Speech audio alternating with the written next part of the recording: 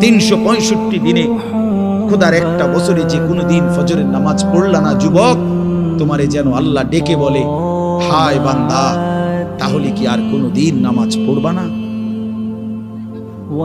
30 বছর ধরে যে কোনো দিন সুদের লেনদেন ছাড়লেন না, হারাম রোজগার করেই গেলেন, আল্লাহ তাআলা যেন ডেকে বলে, বান্দা, তাহলে এই নাফরমানি কি আর কোনোদিন ছাড়বা না বান্দা?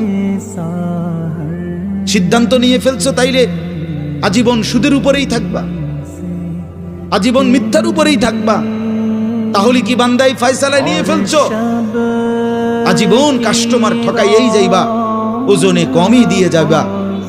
তাহলে কি এই ফয়সালা নিয়ে নিছো তোমার বিবি আজীবন বেপরদাই থাকবে?